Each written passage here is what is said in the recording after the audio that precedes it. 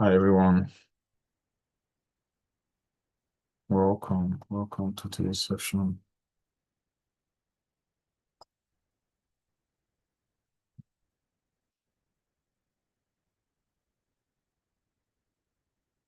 All right, welcome everyone. Thank you for joining me. Thank you so much, everyone. We're starting in jiffy.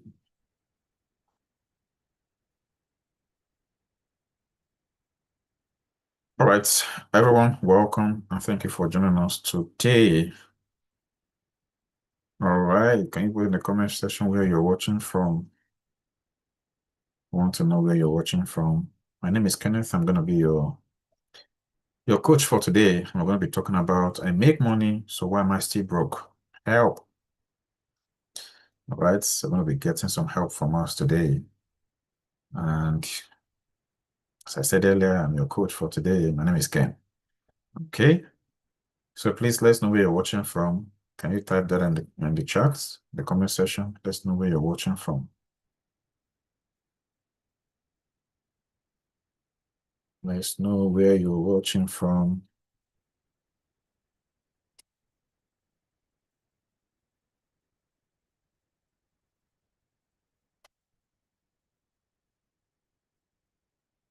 Whew. All right, put that coming in. Okay, while we kind of wait for us to join.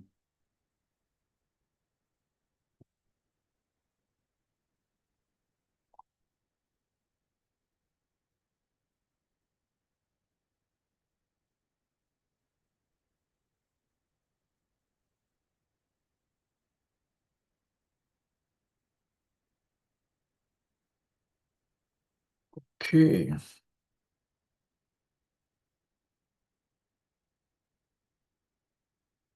All right, we're going to be starting up. So thank you so much, everyone, for joining in today. As I said earlier, my name is Ken, and today we're going to be talking about I make money. Why am I still broke? Help me. That's our topic of discussion today. And this topic of discussion is that type that no one warned you about, right? So no one warned you about it. So if you need some help, I'm so glad to help you today.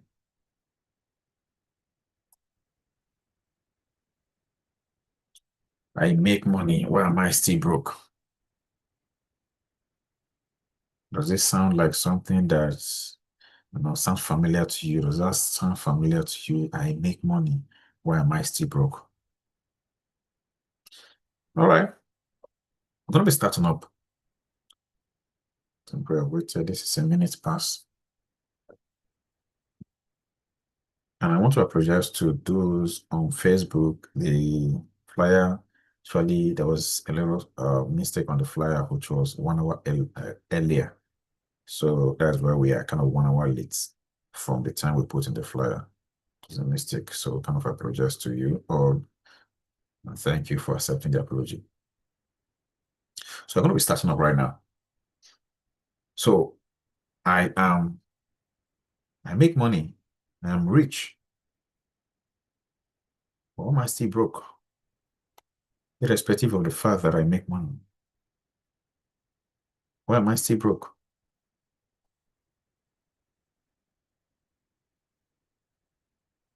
The issue is that you're not broke because you are bad with money. This is contrary to what people have made you to believe or see that you are bad with money. No, you're not broke because you're bad with money. That is not it.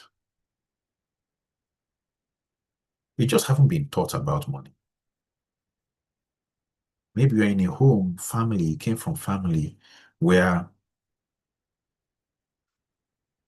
the only thing about money you know are things that you saw your parents do. That is the only thing you know about money. So if that is the case, no one should judge you for not knowing because no one taught you. But the only problem will be that, yes, you know there is a problem, but you refuse looking for a solution. And I'm so happy that you are here today to learn to get solution for that. So at the end of this section, you're not going to be learning about, how to be a financial expert. No, that is not the idea. Today, we're going to be able to diagnose where the problem is coming from, why you are always broke even when you make money. Why are you always broke even when you make money? Because if you check your accounts at the end of the year, you can do this after this, or even while this session is on. Open your bank app, check the turnover that passed through your accounts in the whole year, let's say 2025, and ask yourself, in this amount that passed through my account in the year 2025, how much do I have in investment from that bulk cash that passed through your account? Can you account for 20% of that money in your investment? If the answer is no, gather here. All right? You need some help. We're here to help you. So here is the truth that most people never say out loud. Any money and managing money, they are two different things. They are two different skills that we need. We have been taught on how to make money, but no one taught us on how to manage it. So that is why everyone is running around. I'm going to do business. I'm going to get a job. I'm going to do this. I'm going to do that. Why? Because we have been taught on how to make money, on how to earn money. The school system groomed us on how to make money, not on how to manage money. So we go to work, we go visit our finance with that ideology on how to make money, not knowing that it doesn't work that way. So, handling money, managing money has to be learned. You have to learn it. In most homes, schools, and communities, nobody taught them. So how would they know? So people they spend, they wonder where the money went to. They earn again, and they repeat the cycle. And after years of this cycle, they look up and realize they have made a lot of money over their lifetime. And none of this money can be accounted for. None. You cannot see it anywhere.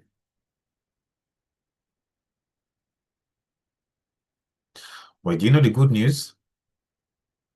That particular art stops today. Wherever you're watching from, whenever you're going to be seeing this live, or whenever, if I don't know your time, different time zones, right? So if it is night, that's particular art. If you're going to allow us today, if you're going to watch this session to the end, it ends today. Because I'm going to help you to diagnose what the problem is. So you're going to diagnose what the problem is and advice on how you can get better at it. So you're going to learn on how to, make better decisions when it comes to money today. And different decision over time changes everything. So note this, it is not about how much you make. It is how much money you keep, you grow, and you protect. I have seen many people. I have seen many people that are broke, that are very rich over their lifetime, got broke at some point. I have seen people that have seen money, that their salary is something so amazing to receive in your bank account, but eventually they lost all. Because why? There was no proper decision, good decision. There was no decision that would aid that money to grow, or for us to keep, to grow, and to protect. So as such, if they lost everything, and I'm sure around you have people like that, it's not because they are bad people, or it's not because they are bad with money. It's because no one taught them. So let's diagnose this and be able to find out what the problem is. Why are you broke? Or let's put it this way. Why you are broke isn't what you think. All right? It's not about what you think. The most people think that because they are broke because they don't earn enough. Sometimes that's true. You don't earn enough, that is why you're broke. But beyond the money you earn, how about those that earn so much and still broke? What happens to them? So cost of living is real. I understand that. Inflation is real. I understand that. Low wages also real. I get it. But here is one of the most important. Most, uh, most people who got raised are still broke. They got promoted. They are still broke. They got bonus. They are still broke. I most even got better jobs. They are still broke. Why? Because the problem isn't money. The problem is behavior. The problem is behavior, not money.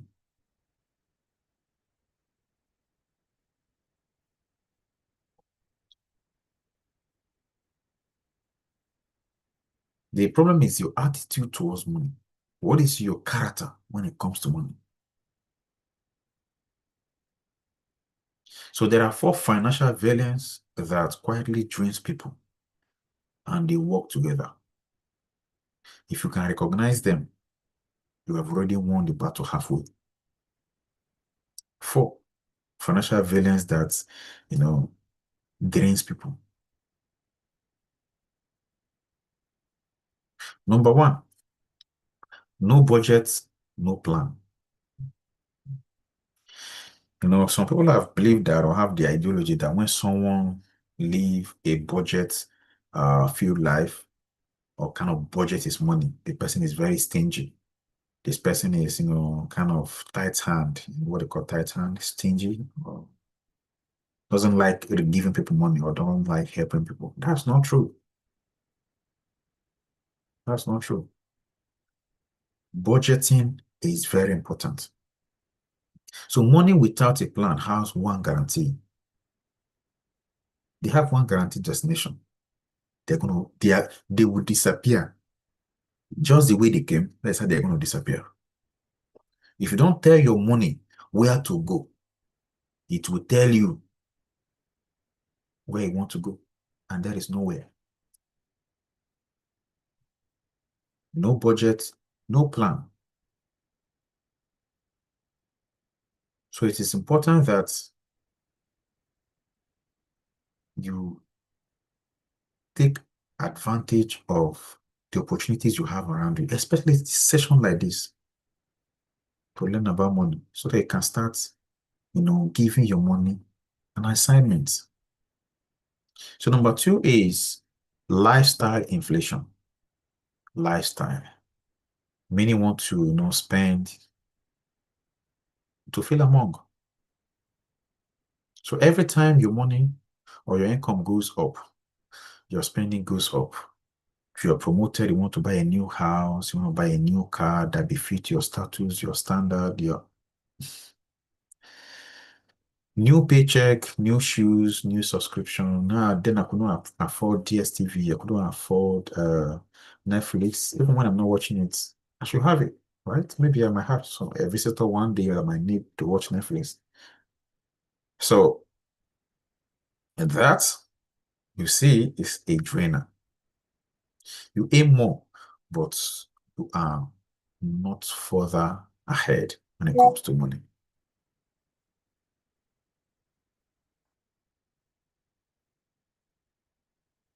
So that's number two. Number three, invisible spending. You have Netflix subscription, you have Disney subscription, you have Prime TV, you have Amazon, you have DSTV, you have GoTV, you have whatever TV. All of those subscription might just be sometimes $10, $20. But if you check all of that cumulatively at the end of the year, you see that most of them will be around $500, $400. Can you imagine if you are taking that $500 on investment? So you watch that and it's not give you anything, no dividend, no interest, nothing. It's just for you to sit down and watch. So number 4 is emergency fund. Emergency fund, no emergency fund. So when something break out, your child is sick, or you have to take care of something, you have to buy, there's an opportunity for you to, invest on something. There is no money. But one thing you forget is that there will always be emergency. It's not a prayer, but there will always be emergency. It might not necessarily be bad, all right? It might be something, a good opportunity that requires you to put in money. So there will always be emergency. So at the end of the day, because there's no emergency fund, you have to go calling a friend, calling a brother, please come help me. I have this need. And anytime you get involved in debt, there's always a financial consequence to it. Because you pay more.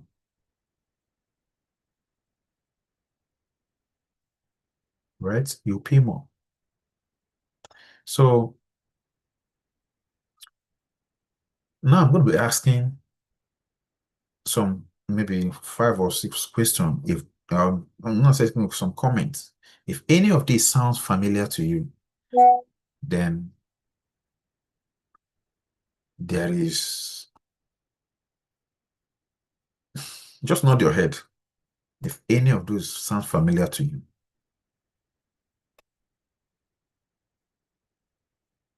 If any of these sound familiar, just a minute. I'm not reading the comments.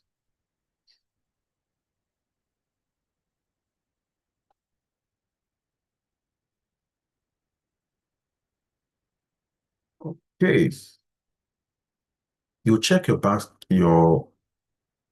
balance before buying groceries, and sometimes you don't buy them. Does this sound familiar to you?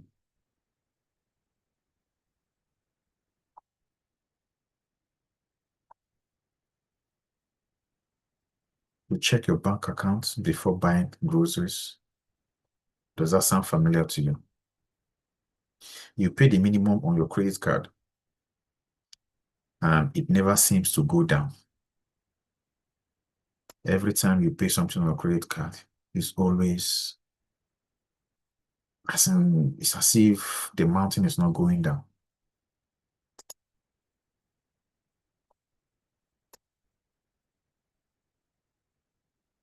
You have no idea how much you actually spent last month, or where you went, or where the money went to. You have no idea. You have no idea. I was in these shoes before. I'll make money. At the end of the day, I'll be asking my wife, how did this money go? Yeah. So if you're in this category, come close. Well, let's even start from there. Can you tell us how much, well, for confidentiality purpose, some person might not want to. All right, don't bother about that. I wanted to ask that you should put how much you spent last month, but don't bother about that. So an unexpected bill, something happened to 300, 400 from your account, 500 was, that would genuinely drain you, unexpected, in your entire month, to genuinely drain you.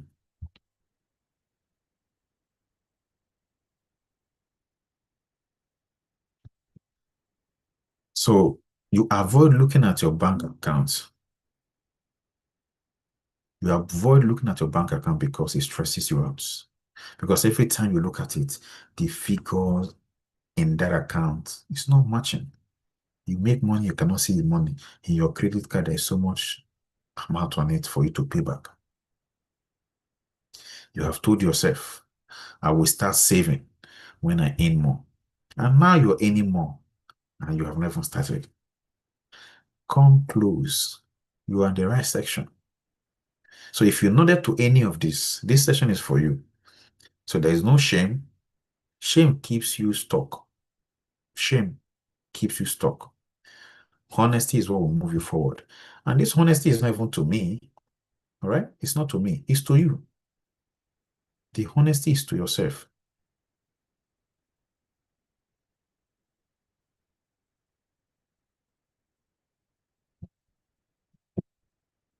All right. To the folks on Facebook, how is it going?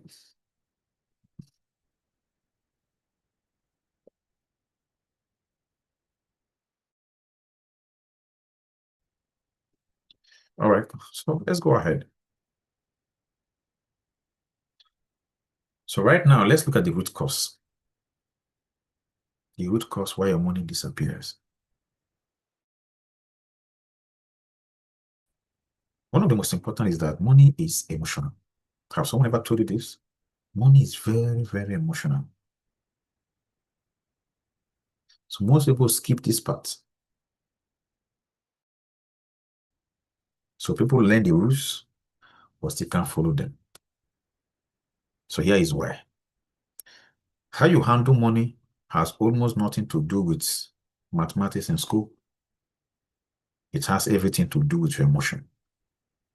Your emotion, your identity, and what you were taught or never taught while growing up. So that's why I said the trouble or the problem is not you, because no one ever taught you. So how will someone blame you for what you don't know? So let's look at this. I'm going to be giving three scenarios. If any of them sound familiar, stay glued.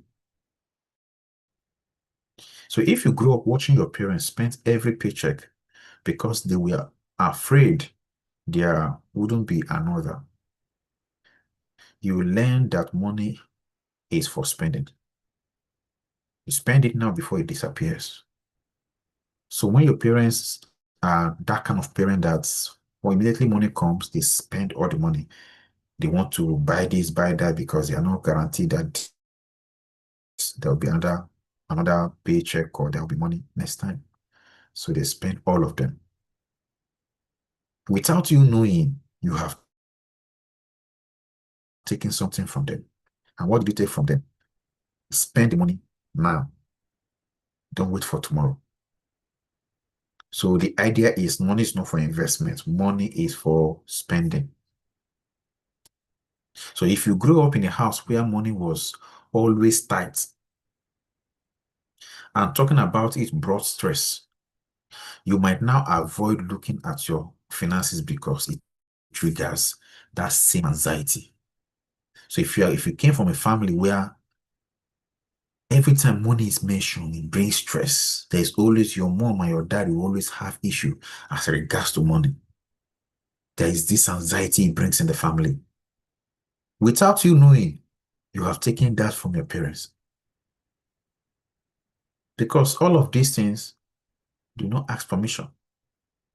It just creeps in and you run with it. So number three is you grew up watching people buy things to feel good or feel better, especially people around you, people you love and people you trust. One of the things that you will realize is that you now believe that money is for shopping or for emotional medicine. So anytime you feel bad, you want to go for shopping so they can feel good. So none of these mistakes makes you bad, or none of these make you a bad person. It just means that you have some stuff to unlearn and replace them with good money identity, good money knowledge. So before the budget, before the savings account, before the investing, you need to answer one question. What is your relationship with money? And where did that relationship come from? What is your relationship with money? Are you the kind that you spend so much anytime you feel bad, you want to go out for shopping? Is that a relationship with money? If that's yes, where did that come from? Did it come from what you saw from your parents in the lives of your father or your mother, or what you saw your loved ones or people around you, what they do? So you saw that, this one is good. I also want to try it. I love it. So until you identify what your relationship with money is and where it came from, there's still a long way to go to helping you. You know, when you have a wound you're supposed to do a surgery on, and you bandage it, that is how it feels, like trying to help you come out of this mess when you do not know where the problem is coming from. All right. So now I want to fix that. I want to fix the problem. Please, if you have a question at this point, please drop it in the chat. All right. We'll be taking the question as we go ahead.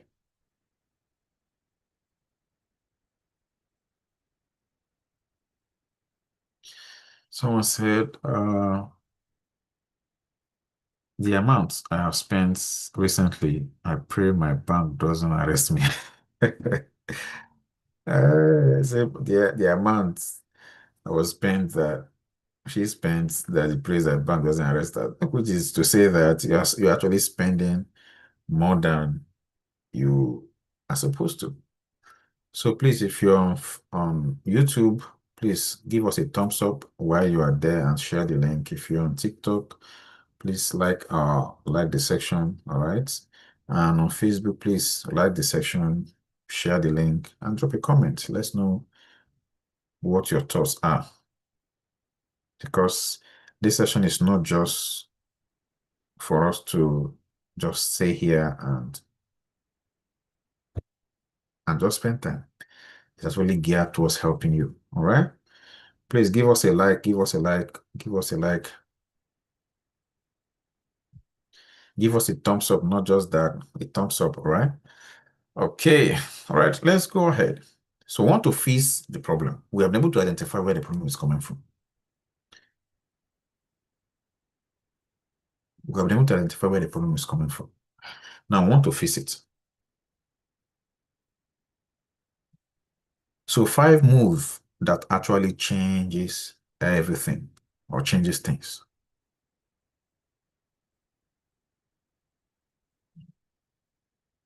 So these 5 moves are not hack.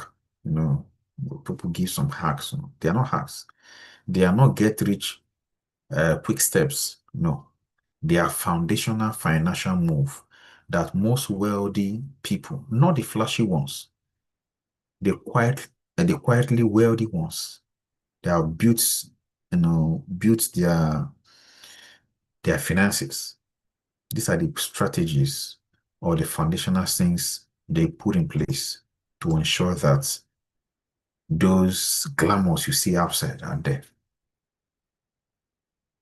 So these ones you have to start it this week. It's not next week. All right? Or this is weekend, so you have to start it from next week. But it's possible, if possible, start it this weekend. All right. So number one, write down all the numbers. All the numbers. This is where the issue is, or this is where one of the issue is. People do not like writing down their numbers. You spent on this, you spent on that, you spent on that. Can you just slow down? Take a pen, take your iPad, write down the numbers. I spent $2 at No Freeze. I spent $5 for coffee. I spent this, I spent that, and I spent that, and I spent that. Put all together. Because this will tell you where your money has been going to.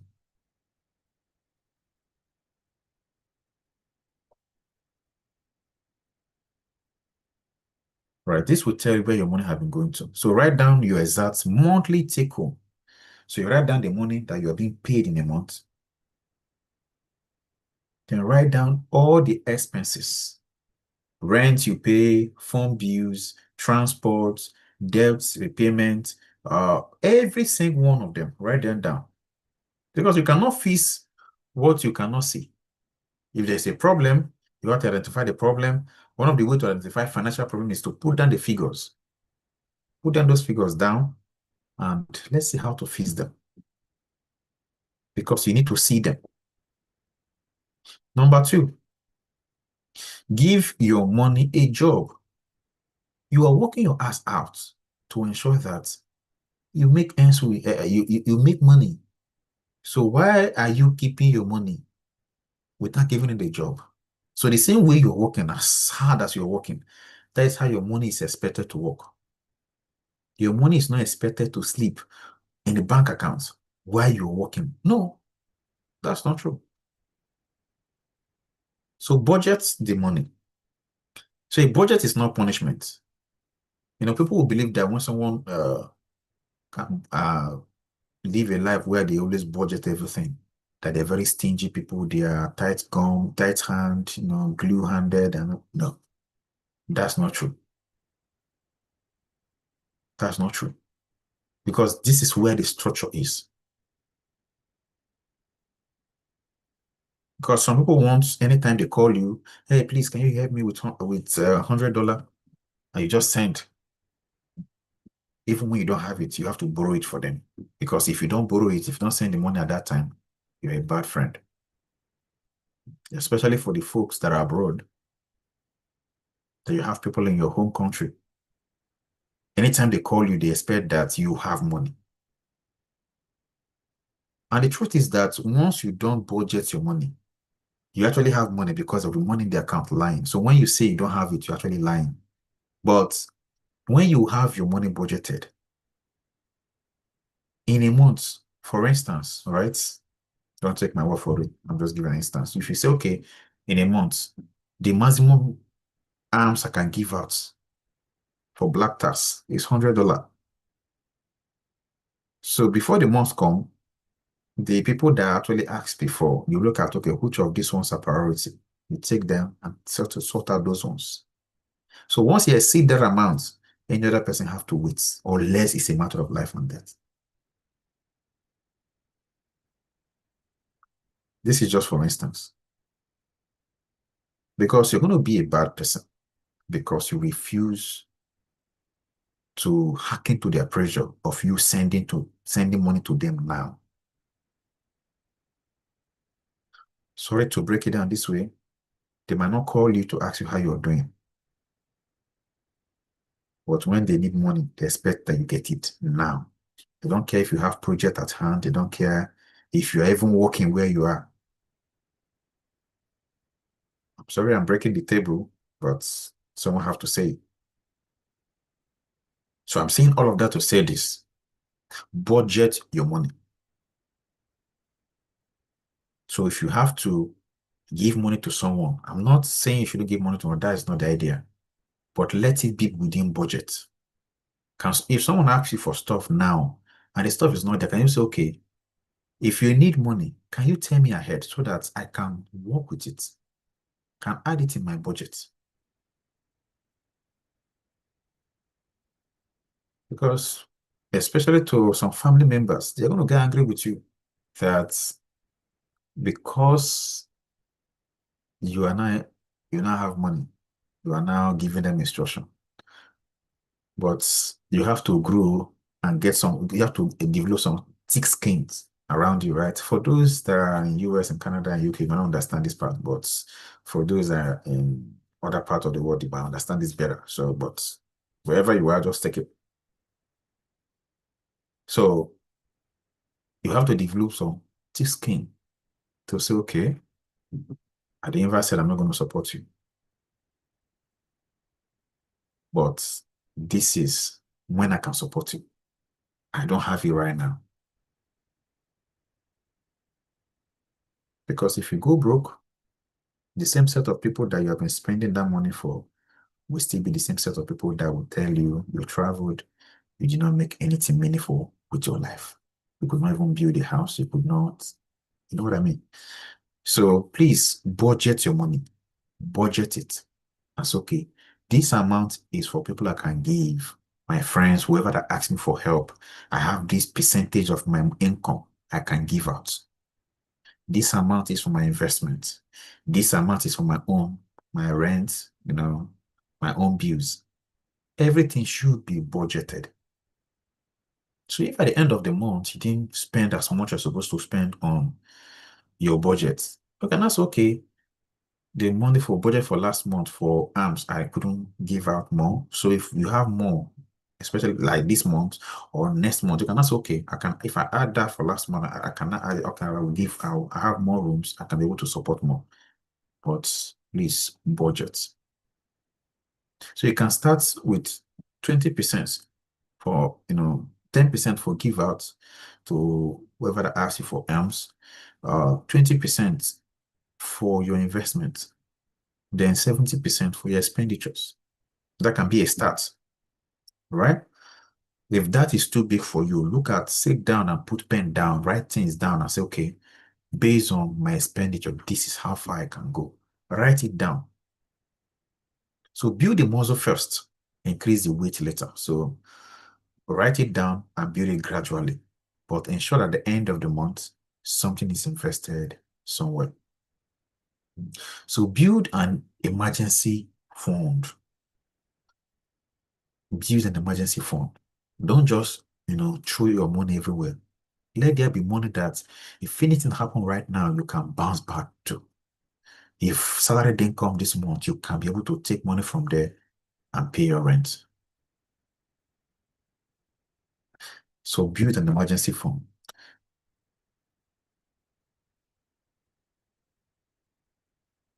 Number 4, kill the invisible spendings. The invisible, the expenditures that look so invisible. Because what makes you poor and continually poor is not those bulky expenditures, like you bought TV, $2,000. No, that is not what makes you poor. What makes you poor is those $5 you spend at Tim Horton, $5 you spend for that, whatever. All those small money, $10, $20, $50, all those are things that make you poor because when you're spending them, they look too small. So you don't even think twice to spend them. But if you can sit down, put pen down, and add all of your expenditures, all those small amounts in a month, you see that is big money. So that is what makes you poor. So go through your last month's statement of accounts and look at where the money has been going to. And if you can stop them, that would really be great. Especially you have Prime, you have Netflix. What are you watching? What exactly are you watching? I'm not against you watching whatever you want to watch, but you shouldn't be having two subscriptions at a time. Your wife has Prime. You order in Amazon, so your wife has Prime. You also have Prime. You order in Amazon. Come on, you're a family. Can you just cancel one and use one? So let's all uh order in Amazon. Use only one. Order through one account because it happens. I don't want to overflog that. I'm sure you know what I want to say, but if you don't know, just know that it happens. That husband can have Prime, wife can have Prime, and every month they are debiting you 11 point something dollar, debiting your wife 11 point something dollar every month. So calculate that 11 point something dollar multiplied by 12 and multiplied by 2. How much is that? That money would have been invested. So cancel everything you haven't used in the last 30 days. I can't remember the last time I switched on TV in my house. I can't remember the last time. Like I sat down to watch TV. I can't remember the last time. So imagine in fact, I had Netflix, but I had to cancel it because no one was using it, right? My wife don't use it. My kids don't use it. I don't use it. So why do we have it? So cancel all cancel everything you haven't used in 30 days, redirect that money to your savings or your investment. Number 5, pay yourself first. Pay yourself before anyone else. So that 20%, let's assume that the 20% is what is going to investment. Please pay yourself. Take that 20% first and put it in your investment before any other expenditure.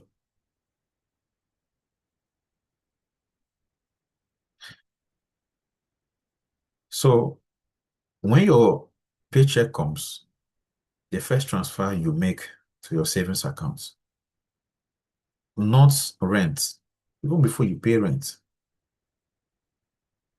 Before you pay rent, let that one you need to pay yourself go first. If you wait until the end of the month to save what is left after making all of the expenditures, there will be nothing left for you to save.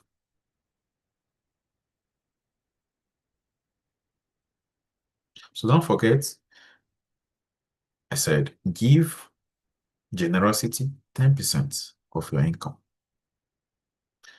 Leave, or sorry, invest / save 20%.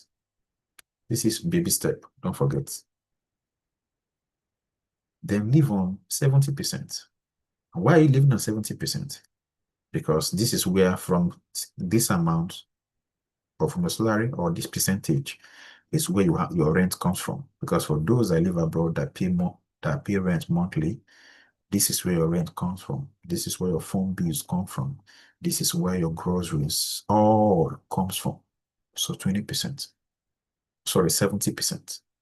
So please pay yourself first. All right, so let's see if we have question anywhere. Question, the same way you give your money, you give it. Okay. All right. Do you have any questions so far?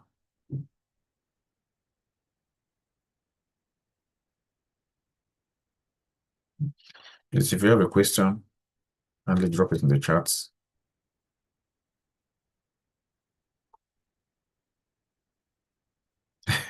So I'm breaking the table. All right. Black tax is real. Okay, so let's go ahead. Please, if you're getting value to this point, please give us a thumbs up. Right? Give us a thumbs up and share the link. Call up someone, invite someone to join.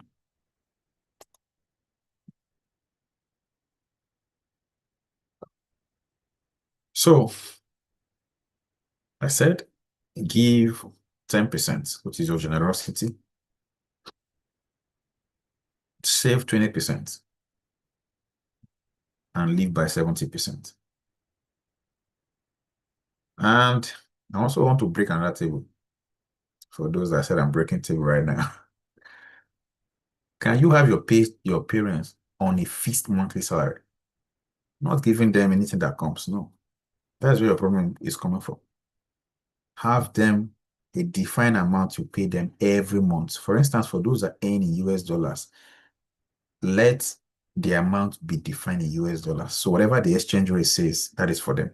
If it goes up, good. If it goes down, good.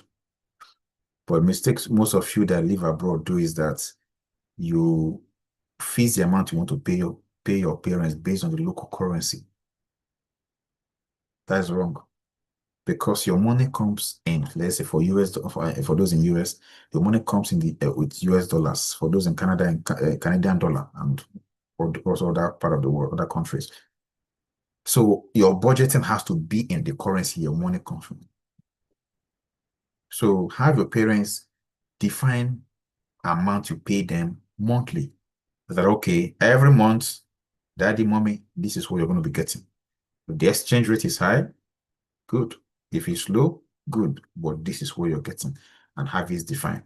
That if you get this money, please take care of whatever you need to take care of, because there is no other money coming again.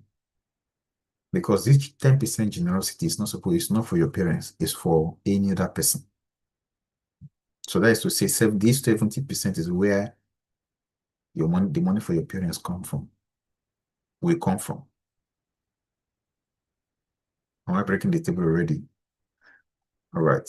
So this 10% is your friend give birth, someone asks you for help.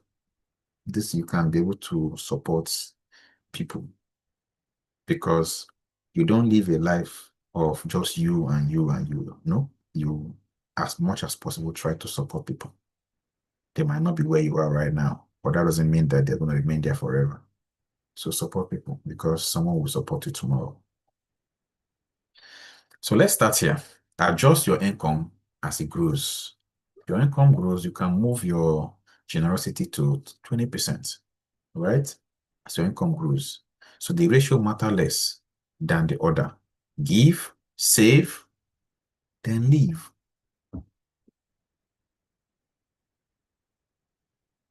So if you're already in this mess of not understanding your money is just flying everywhere.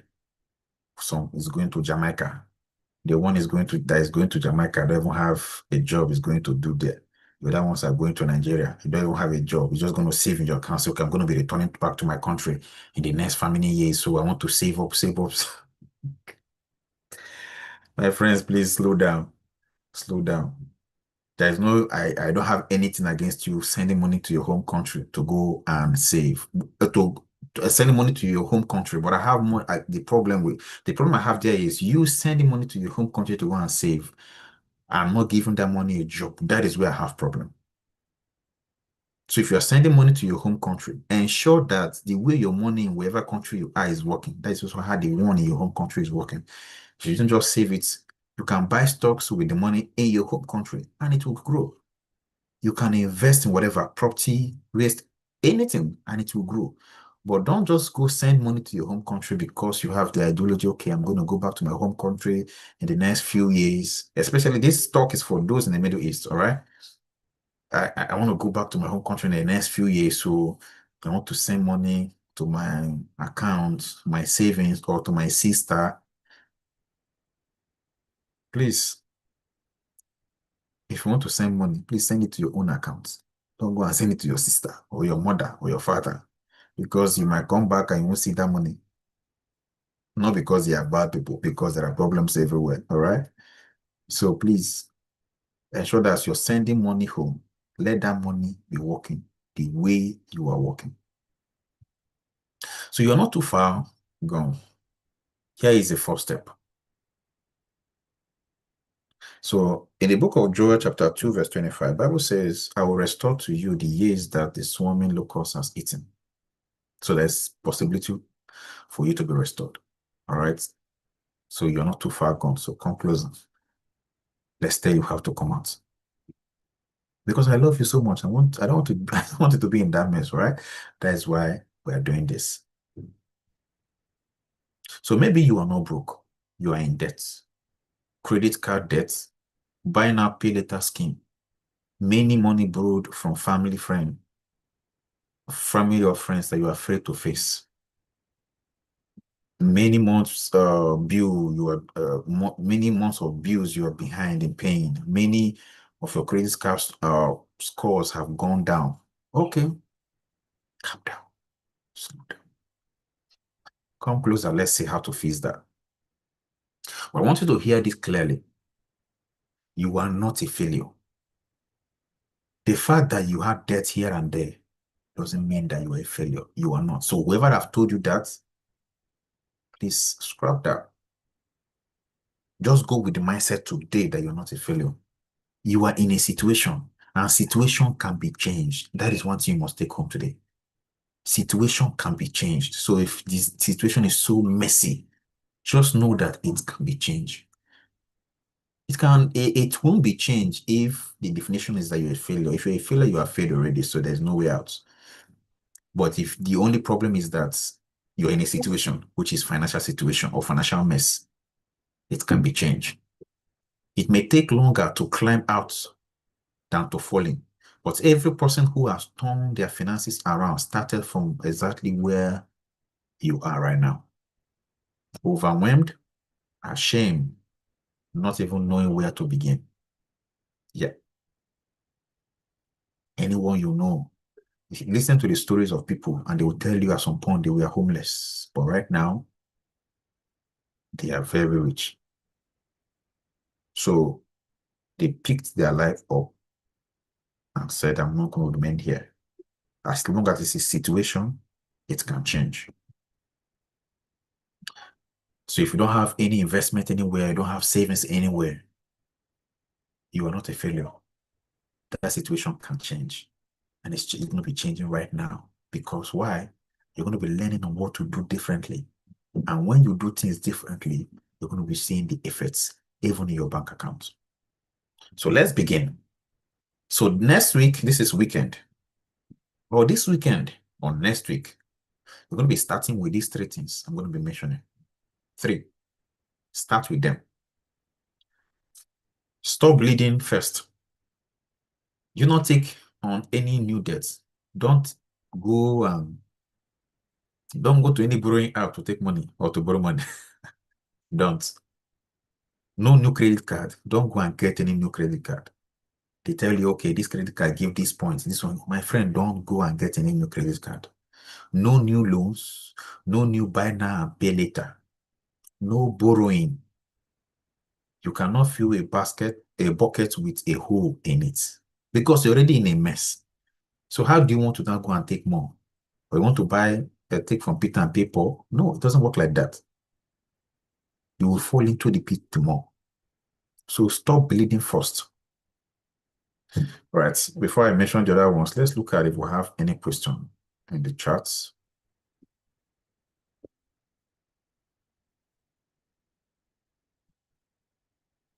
Do we have any question in the charts?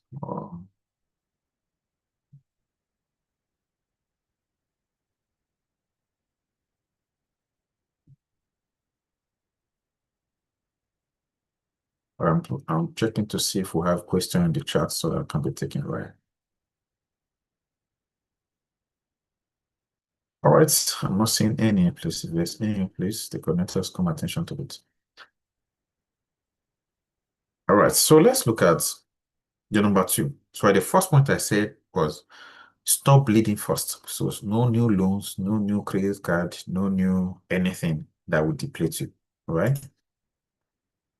Like Black Friday will be coming, I think, in November.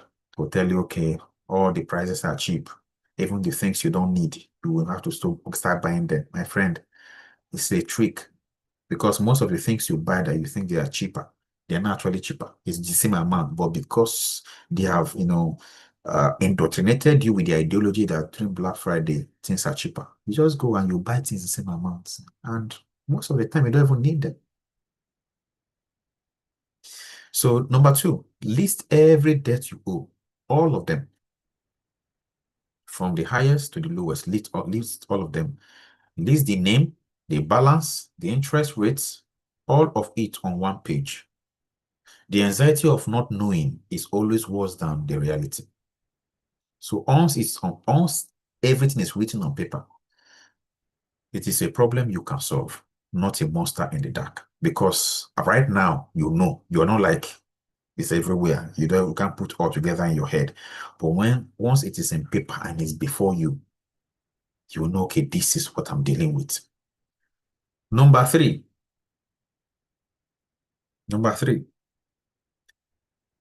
attack the smallest first.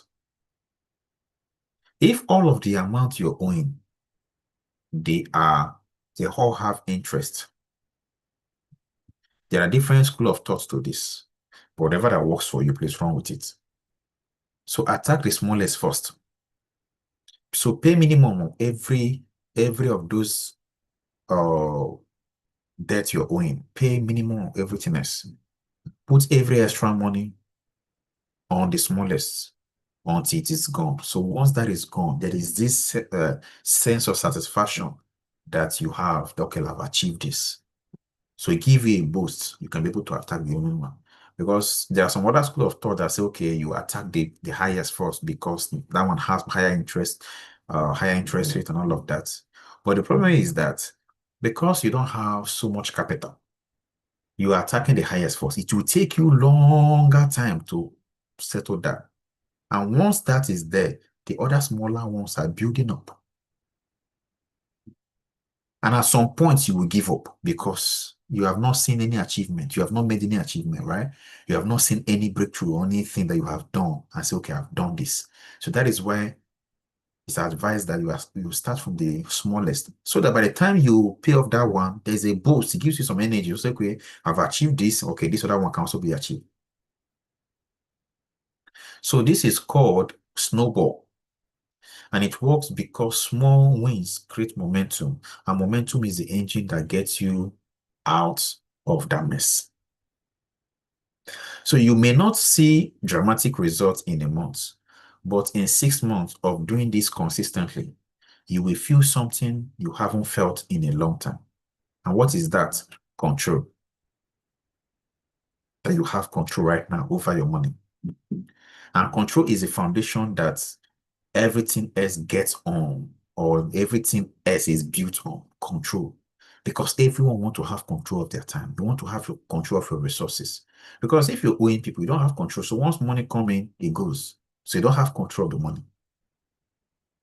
So the best time to start was 10 years ago. The second time to start is today. The best time to start was 10 years ago. That was when you're supposed to start all of these things we are talking about right now. But the second time to start is today. There is no other option. You only have two options.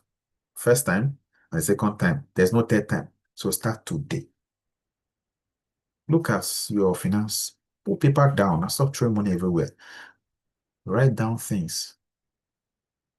Where are they going to? Where is it coming from? Where are they going to? Why is it going here? Someone will call you, okay, that this person swallow shovel, this person swallow spoon, this person swallow this. And that can only happen because they know that whatever story they tell you, you will always bring money. I said before, you're not a bad person because you work with that. You have not just been taking control of your money. So your money has been traveling wherever the money wants to travel to because you have not been taking control of it. All right. So I want you to live with this.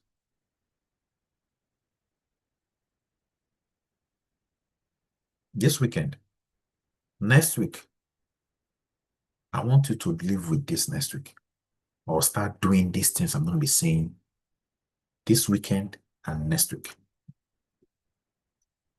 Write down the numbers down, all the numbers. Your income,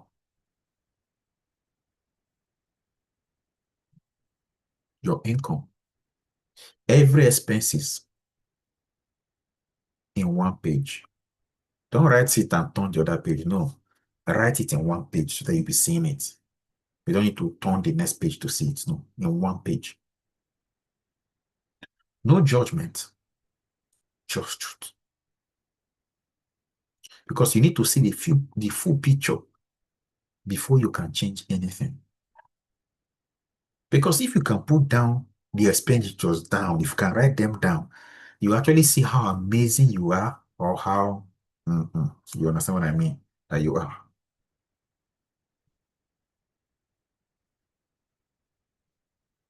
So the second point is audit your last 30 days expenditures, your income and your outgoing, your income and your expenditures. Audit them. Where did those money go to? What did you use them for? Why did you spend this money here? Was it necessary that you have to make this payment? Open your bank app. Go through every transaction. If you can print it down, that will make sense. Highlight anything you did not consciously choose. Cancel what you no longer use. Calculate the total and you'll be surprised. Calculate the total and you'll be surprised. Because sometimes these service providers, they are charging you $17 before. When they will move it to $25, you will not know because You're not even paying attention. So audit your last 30 days transactions. So this month, open a separate savings account, a separate one. Or if you don't have, or separate one savings account or a TFSA, that's free savings account, or wherever you are, whatever accounts are offer you that will enable you to invest.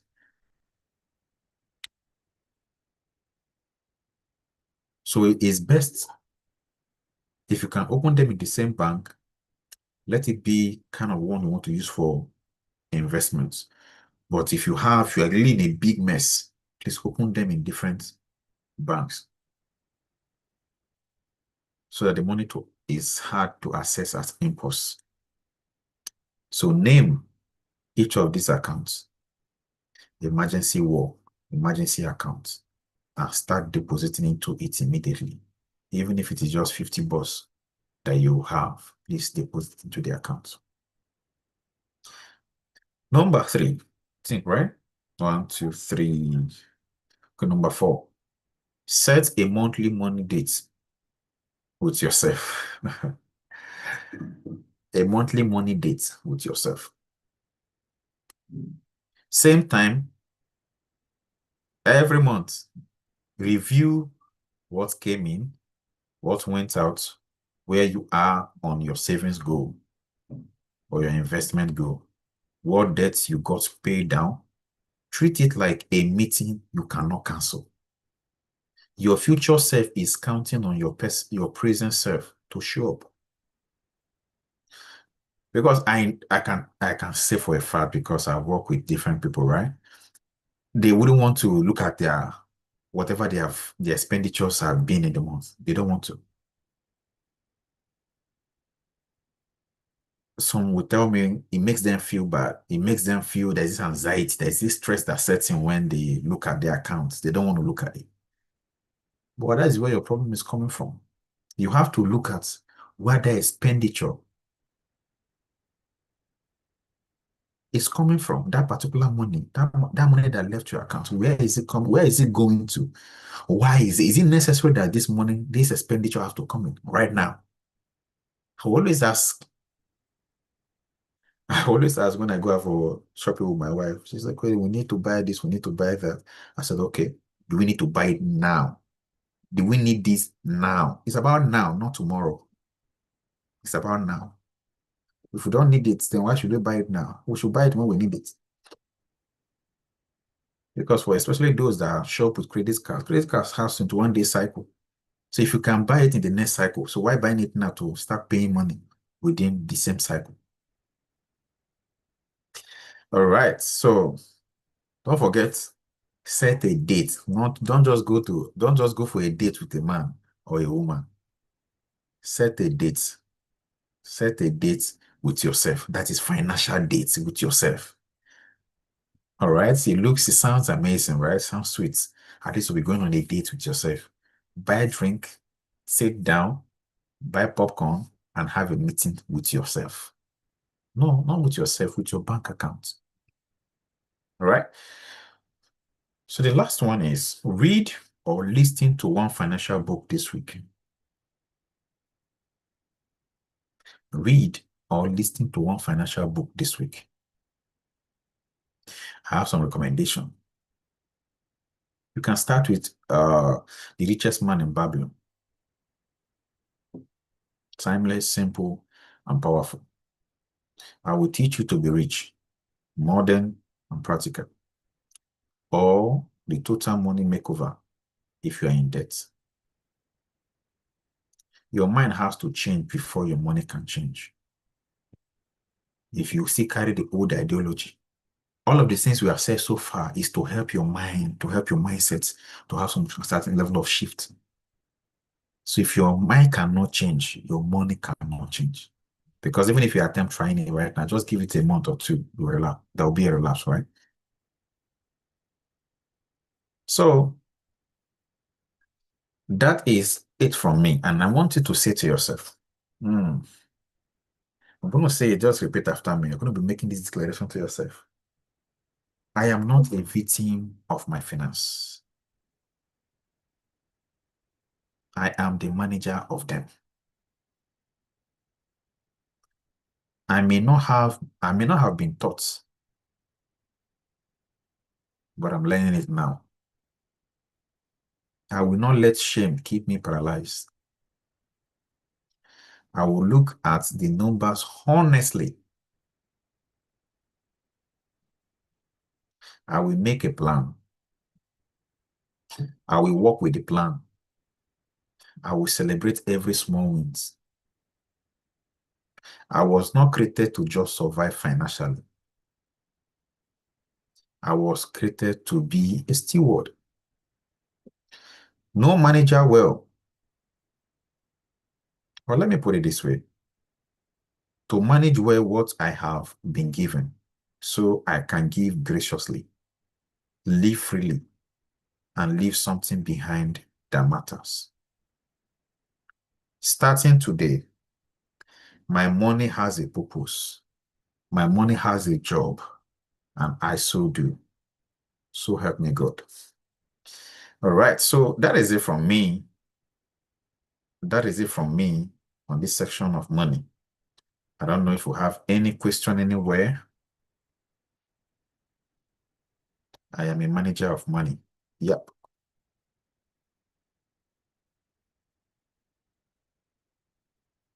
Do we have question anywhere?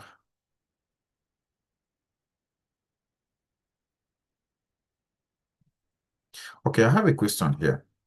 So the same way you give your money a job, can you give your asset a job?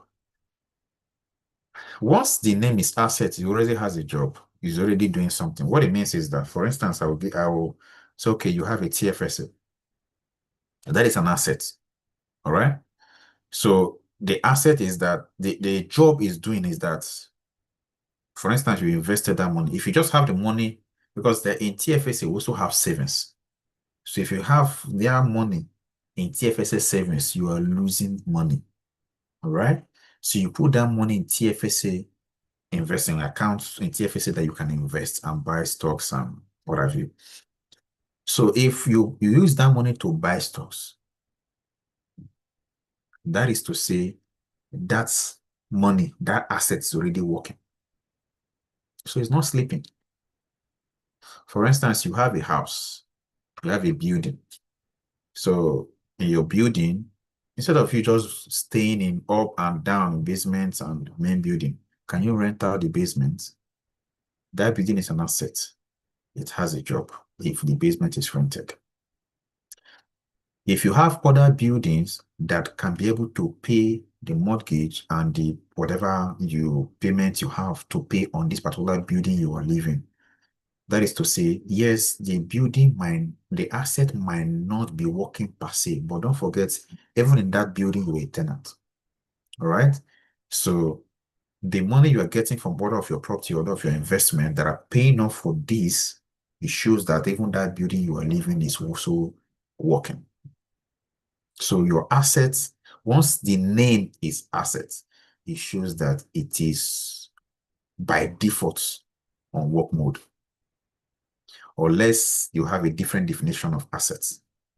All right? If you have a different definition of assets, let's look at it. Okay. Any other question?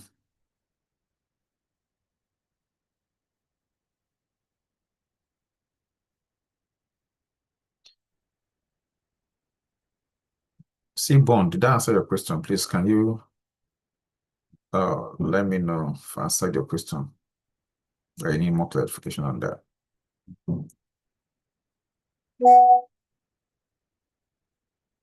Okay, I'm trying to get questions. Let's see if we have any questions.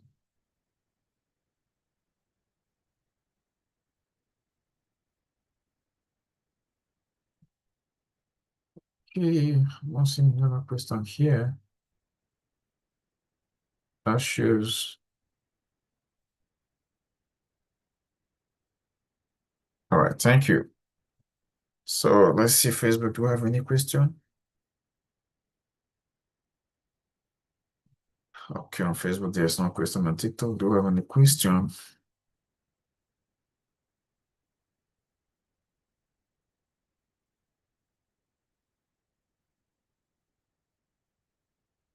All right, so there is no other question here. Please, if you have a question, please put it in the chat. Let's pick it up on the next few minutes we have.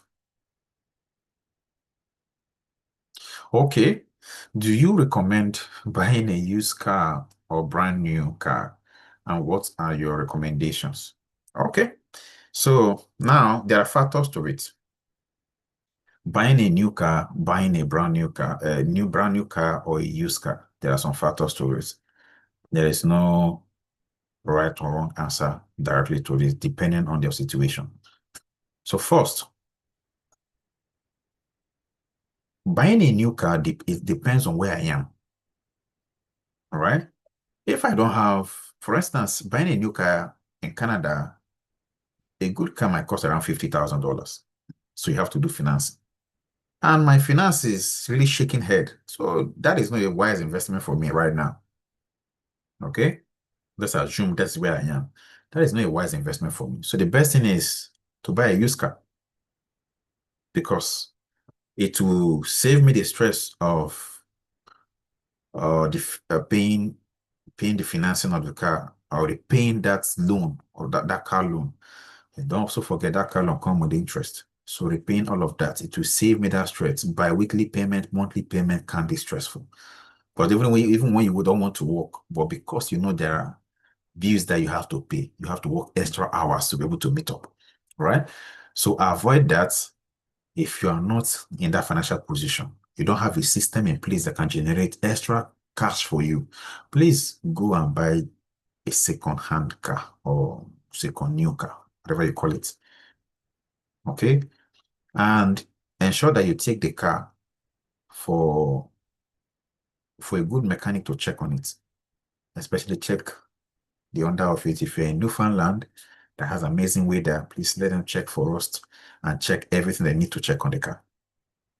And I also want to give you an advice on what I would do if I'm in that position. Before I go buying a car, we pray and ask God for direction. All right. So if I see a car that my spirit is not in tune with, I will, even if the car makes sense, I will not buy it. All right. Then once that is sorted out, there are some mechanics that I think they are even all environment they are there. They have good cars they have worked on and they are selling. If you can buy those cars, there are kind of some guarantee, at least some little percentage of guarantee to it. All right. New car is new car, don't get me wrong. If you can afford new car, please go for it. But if you're in that position where you're trying to survive and you go and take a car on finance or financing, please, that might be a very wrong financial move and it's not recommended at the beginning time. But when you have properties, you have things that are giving you money on a regular, that those stores can pay off that loan on the car that you don't need to stress. Why not? By all means, please go ahead and get it. But if you are not in that position, please, whatever your hand can afford, please buy. All right? Buy, but don't buy the one that everyone have rejected. So get a mechanic, a trusted person, not the mechanic that the owner of the car recommended for you. You have your own. Get that person, let the person check on the car for you and advise you. All right? All right. So say what of depreciating assets like car? So to start with, is a car an asset? Let us start from there. Car is not an asset if it depends on what you're using the car for. If the car is just for a day-to-day run, it's not an asset. So let's start from there. So I think we are missing it up. So I think the definition I gave earlier, you misunderstood it. Car is not a car is a liability. Let's start from there because it takes money from you for mechanic work, it takes money from you for fuel. Unless you're using the car for something, for instance, you're using it for Uber and that is your business, then that car becomes an asset. But if it's just for your day-to-day running, that car is not an asset. It is a liability. Okay. So what of depreciating asset like car can we make it work for us. So that's what I said. Car is a liability. Okay? Assets are those items that put money and keep money in your pockets. Car doesn't put money and keep money in your pocket. Car takes money from you on a regular. So what do you call that? It's a liability, it's not an asset. All right?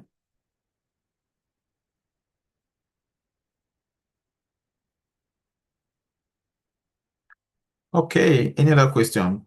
CC Bond, did I answer your question?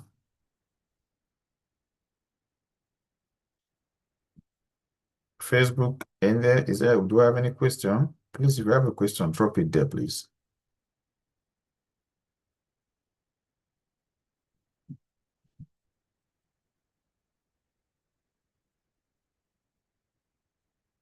And please, if you can get a brand new car, there's this feeling when you are driving a brand new car. You know, there's this feeling when you are driving a brand new car. So it makes a lot of sense. If you can afford it, please get a brand new car. All right. But if you cannot afford it, don't go putting yourself into an issue, a problem where you will not start being under intense pressure to, paying loan, especially car loan, or because you're trying to prove a point. Don't live to prove a point to anyone. So can you give us a practical example of how you allocate your money when your salary comes in? Okay, so I said it earlier, 70%. All right. So we have a budgeting sheet that for those that are in the community by now should have. All right. And for those that are not in the community, please drop a comment. We'll see how to send you a link on how to get it. So that budgeting sheet will break down all of your expenditure and will be able to make you see what your expenditures are, where your money is going to. So practically how you can, apportion your money. For beginner friendly, 10% for generosity, as we said earlier, 20% of your money for your investment, 70% for your expenditures, which is your personal expenditures. Now, this is for beginners. As time goes by, you can increase your investment to 30%. Your personal expenditures to even 50, then increase the giving. I will explain what I mean. Many of us, what is depleting us is we like eating out. You buy burger, you buy this. I'm not against that because that is business for people. But at whose expense? You like eating fast food. Can you cook? If you can cook, you will save a lot of money. Right? You can cook. Just sit down to cook, you save a lot of money. For instance, you buy rice in bag. You buy beans. If you go to wholesale shop, you get beans. You buy them there. They go to Costco, you can buy some stuff in bulk and have them. So what it means is that month, your total expenditure will shoot up. Yes, but the next month, it will drop down drastically. Then you even have more than enough to save. So you buy your meats in bulk, you buy your rice, the bag. So that is to say that in the next month, you don't really have any major thing you need to spend money on when it comes to food. Right? But the problem we have with that is for those that have had chat with, you buy this, you go to Sobeys, you buy small, you go to Walmart, you buy small, you go this one, you buy small. Come on, that is time going because all of this time you're spending, their money. So why don't you go buy them once and it will be cheaper and have them at home. So even if you don't have money, at least you have rice. You can always cook. You have your groundnut oil, you have your tomatoes. You buy tomatoes in small cartons. You buy your fish. If you go to Skippers, for those in Newfoundland, if you go to Skippers in Mampere, you can get fish. You buy them, you buy meat, buy chicken, and have them put in your fridge. So all of your cooking from that time forward doesn't involve money because you're not going to be spending money again. Why? You already have those stuff. And those stuff, if you are alone at home, can carry you for 2, 3 months. So imagine 70% of your money kept for your personal expenditures. But in the next month, you spent only 30%. Because why? All of the stuff you bought for the previous month is still there. In the third month, you spent only, let's say, 30%. So that is to say you have 40% plus 40%, which is 80% that is untouched. And where can that money go to? To an investment. Right? So that is how you apportion your money. So Bimbe, can you let us know if I answered that question?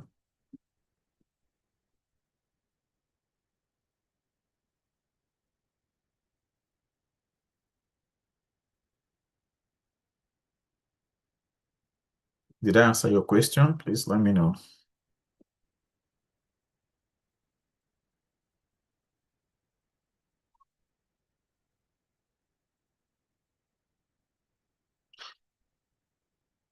Okay. Yeah, all right. Thank you. So everyone, like I said earlier, please give your money a message. Don't allow your money to just move on free will. Let your money know where it's going to every month.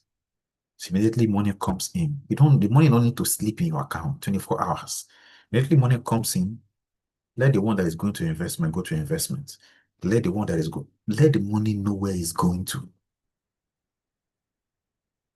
Don't attach. We understand that money works by emotion, but please control the emotion. Write a list. If you're going to Walmart to go and buy stuff, write a list of what you're buying.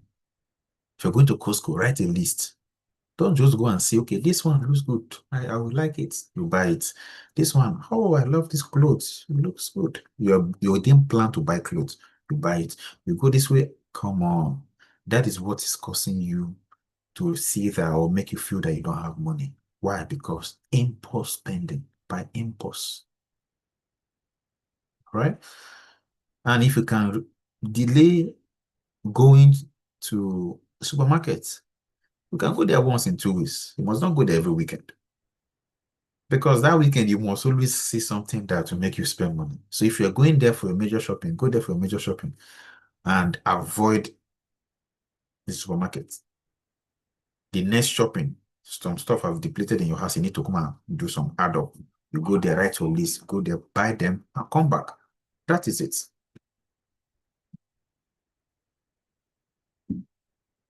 All right, so that is, I hope I answered all your questions. All right, so at this point, we're going to be calling it a day. Thank you so much, everyone that made that time to join us today for this live. Please, if you have a question, don't hesitate to drop a comment. I'm going to be picking it up and try to see how to support you with that. And if you need us to support you, want to have a one-on-one with us, please just let us know. We'll try to make out time, see how to support you, right? I understand that this issue of money is not, it's not easy. You have tried it, you failed. You tried it again, you failed. Sometimes you need someone to hold your hand to guide you. I understand that. So please don't feel that you're a failure. You're not a failure. It's just I'm not seeing that person that will guide you through that situation. All right. So if you have any question, please don't forget to reach out and we'll see how to support you. Thank you so much for the folks on Facebook and have yourself a good night and God bless you. For those on YouTube, those on TikTok, let's start with TikTok. Thank you so much. All the folks on TikTok, thank you so much for your time. I really appreciate your time for joining us tonight and today, depending on time, the time it is in your zone. Please take our time to go through what we have said so far. We didn't just say this to make you feel fine or to make you feel bad. Everything stated here is to, is geared towards helping you come out of that financial mess. And trust me, you can come out of it. What you just need to do is to believe in yourself. Take a step today, take a step tomorrow, take a step day after tomorrow, and you'll be shocked at the results. Thank you so much for the folks on TikTok, and have yourself a good night rest. God bless you all. All right, to my amazing people on YouTube, you guys have been amazing. Thank you so much for your time. It was nice doing this with you all today.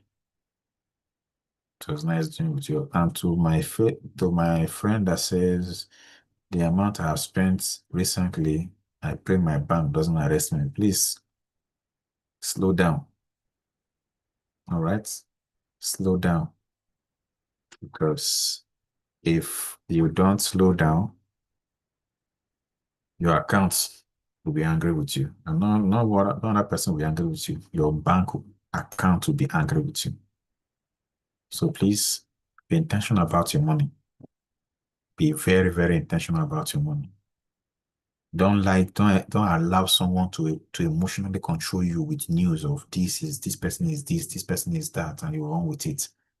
That at the end of the day, every month to month, you don't have savings. You don't have anything, month to month. Please don't fall for that trap. All right. And can you just slow down? When someone asks you for help, can you slow down? Must you send it immediately? But it's a matter of life and death. Not teaching you bad thing, but it's a matter of life and death. Okay? Slow down. All right. Thank you so much, folks. I really appreciate doing this with you all today. God bless you all and have yourself an amazing day. God bless you.